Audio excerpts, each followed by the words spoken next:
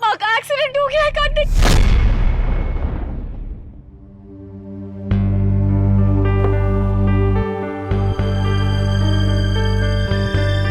इतना मत सोचिए भाई साहब, सब ठीक हो जाएगा। और अगर ऐसा वैसा कुछ हुआ भी तो हम सब है ना, संभाल लेंगे। हाँ, मुझे भी ऐसा लगता है कि माँ ठीक ही कह रही है, जो होगा देखा जाएगा। और ये परेशानी तभी तक की है ना जब तक कुछ खबर नहीं आ रही है। नो न्यूज मतलब गुड न्यूज भी तो होती है ना भाई साहब। एग्जैक्टली, बस इन्हीं दोनों ख्यालों के बीच फंसा हुआ हूँ। देखते हैं क्या होता है।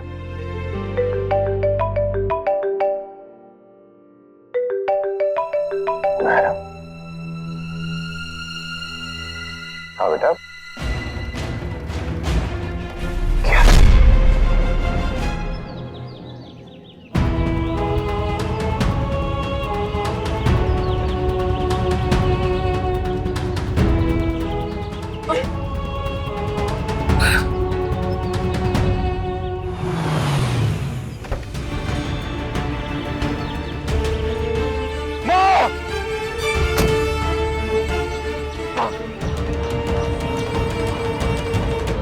एम्बुलेंस बुलाइए प्लीज जल्दी।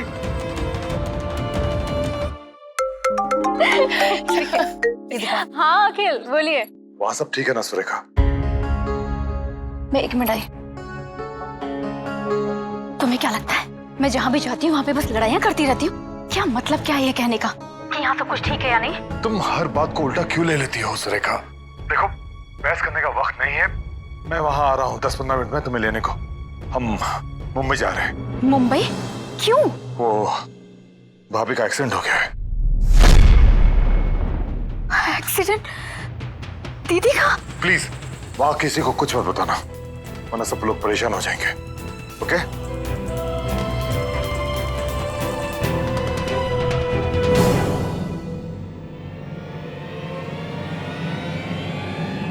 कीर्ति?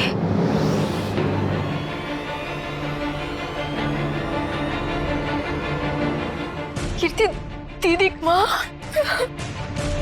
कीर्ति, कीर्ति, कीर्ति, कीर्ति संभालो खुद को।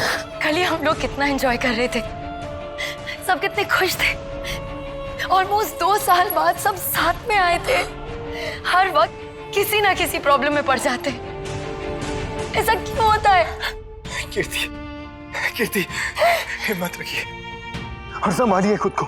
अगर आप खुद को नहीं संभालेंगे तो हम मुंबई जाकर कार्तिक और बाकी सबको कैसे संभालेंगे?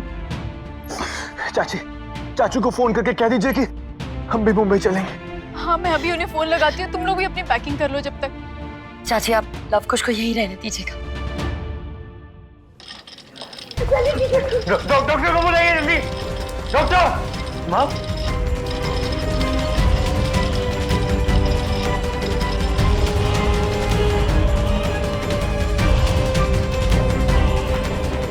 संभाल के, सब संभाल के प्लीज। माँ हम हैं यहाँ पे। माँ,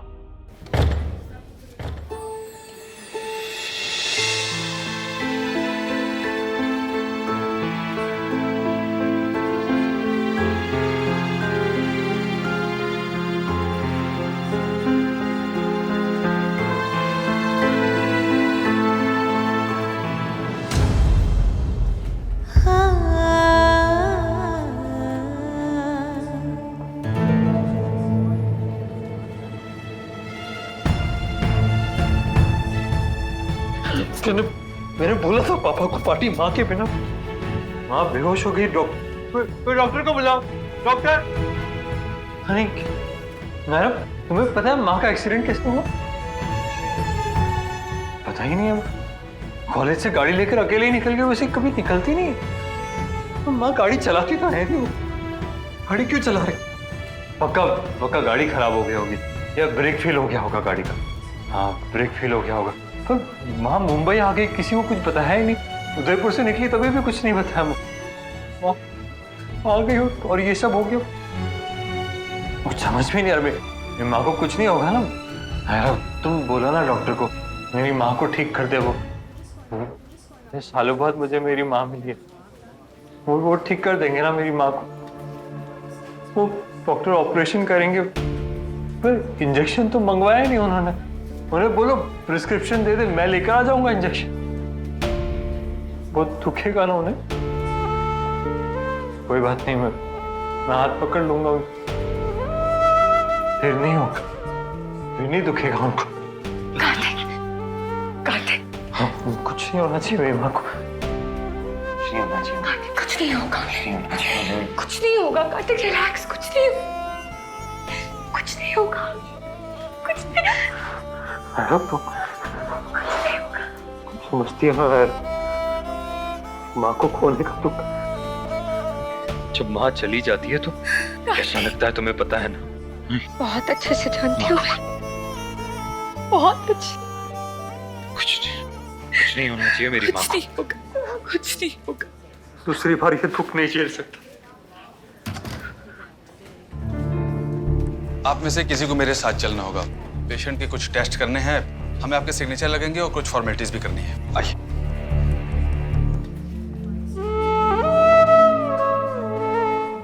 भैया, माँ की रक्षा करना।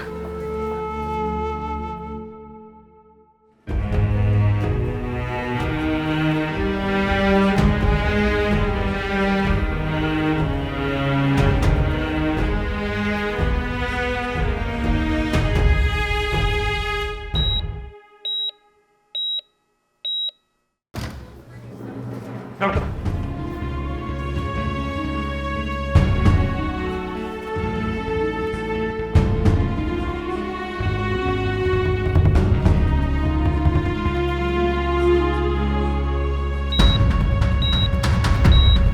Doctor will she be okay? Doctor please से समथिंग।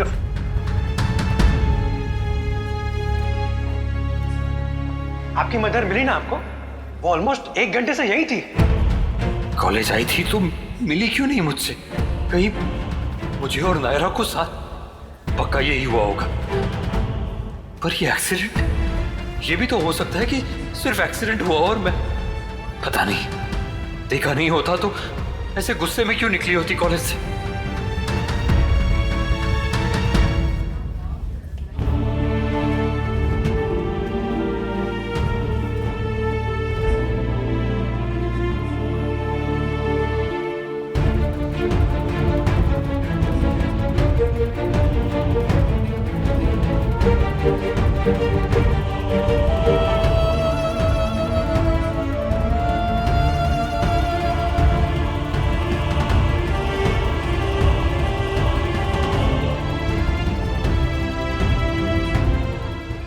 मैंने तुम्हें और नायरा को साथ में देख लिया था क्या? शायद।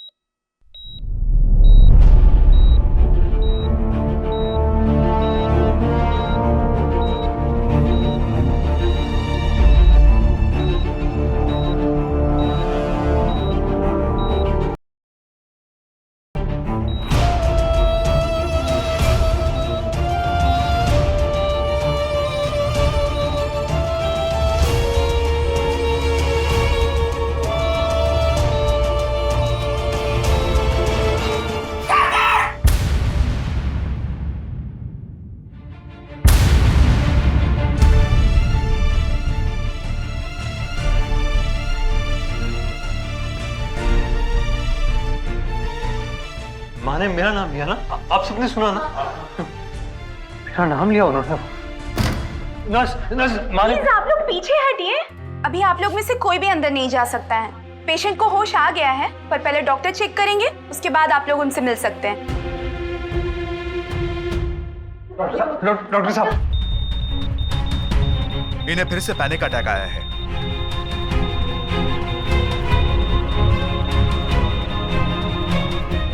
काम डाउन मिसेस गोयनका, गहरी सांसें लीजिए।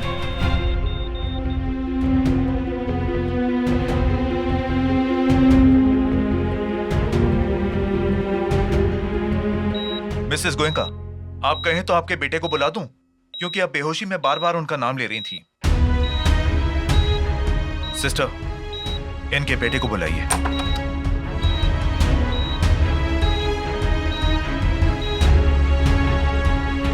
एक मिनट रुक जाइए।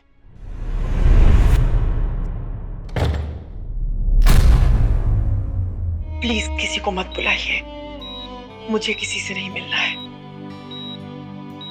ना मनीष जी से ना कार्तिक से। डॉक्टर साहब, हम अंदर जा सकते हैं अभी? देखिए, मैं मिल सकता हूँ उनसे प्लीज? तबीयत कैसी है उनकी डॉक्टर? She is stable.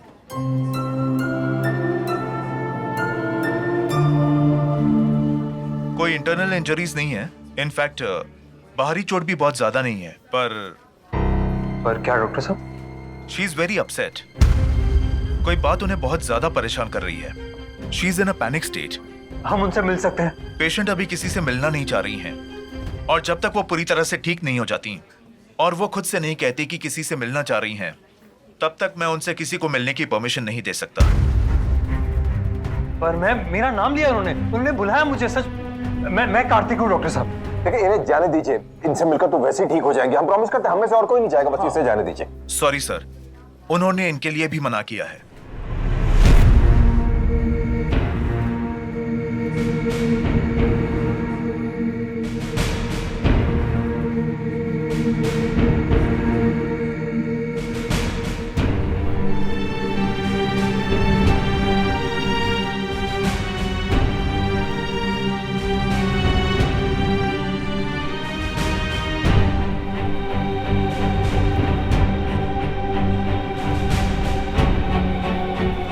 इन 2 सालों में कार्तिक माँ के लिए और माँ कार्तिक के लिए सब कुछ रहे हैं, और आज माँ ने, ओह गॉड, कैसे बर्दाश्त करेगा कार्तिक?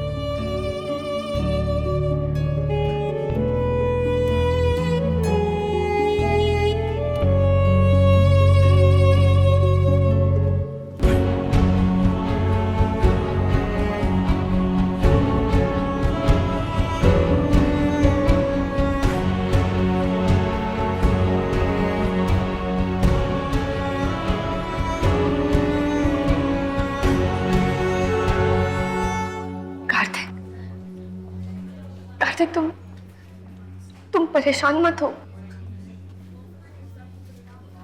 माँ का मतलब कुछ और होगा। डॉक्टर ने शायद गलत समझा।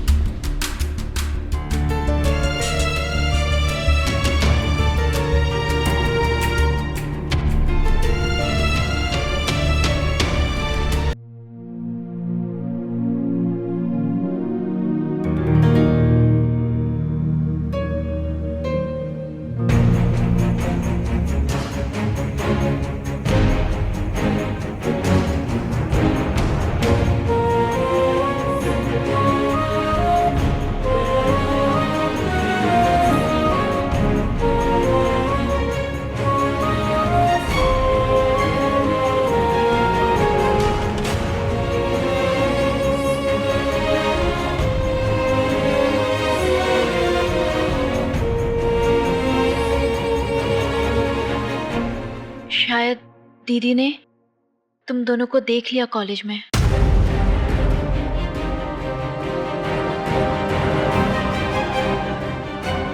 इसी बात का डर था मुझे, और यही हो गया।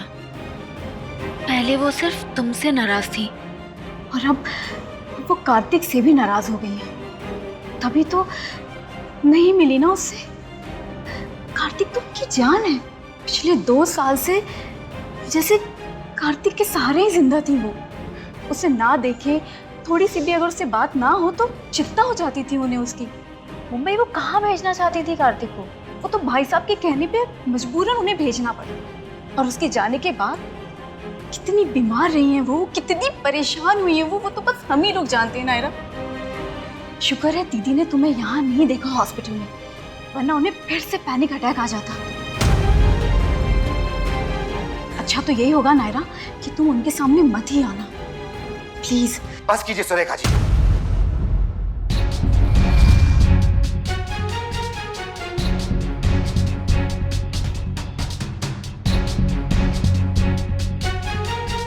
मेरी बेटी ने ऐसा क्या किया है कि हर बात का इल्जाम उसी पर आ जाता है?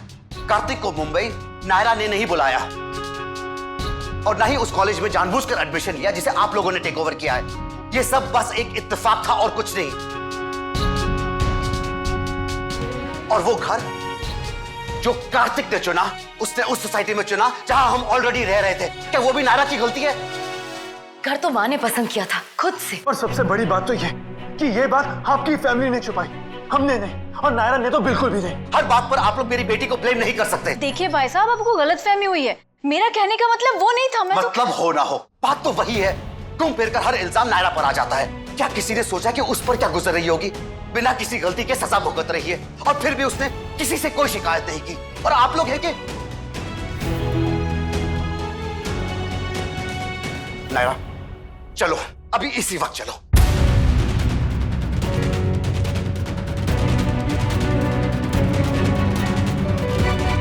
सुवर्णा जी अभी ठीक हैं और यहां किसी से कोई भी उम्मीद रखना बेकार है।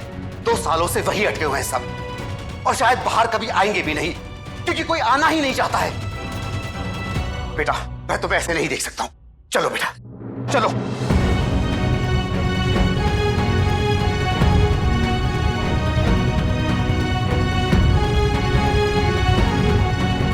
क्यों किया तुमने ऐसा?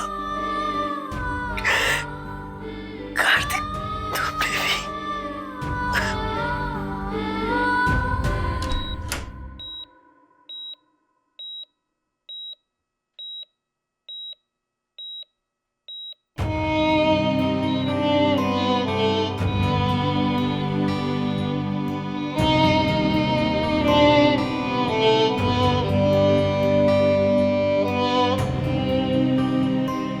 माँ, माँ प्लीज ऐसे मत कीजिए। माँ मुझे इग्नोर मत कीजिए। माँ देखिए मेरी तरफ।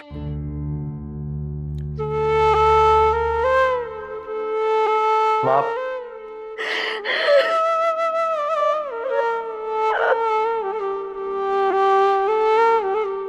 माँ मैंने कहा ना मेरी तरफ देखिए।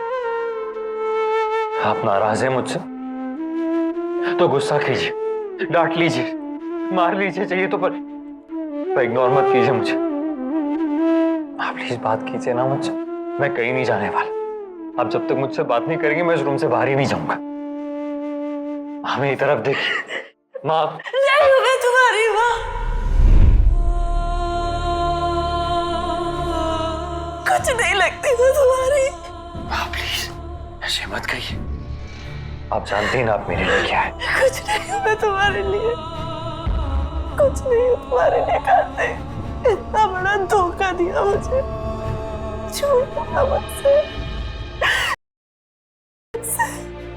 क्यों करती? क्यों?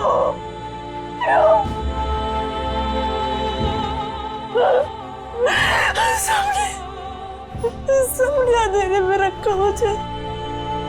मेरा बेटा, मेरा पति, फैमिली, सबने बनाया करती जी। सब कुछ बर्दाश्त कर लेती, सबकी गलती, सबका धोखा, सिर्फ ये बर्दाश्त नहीं हुआ। मेरा बेटा क्यों करती? क्यों?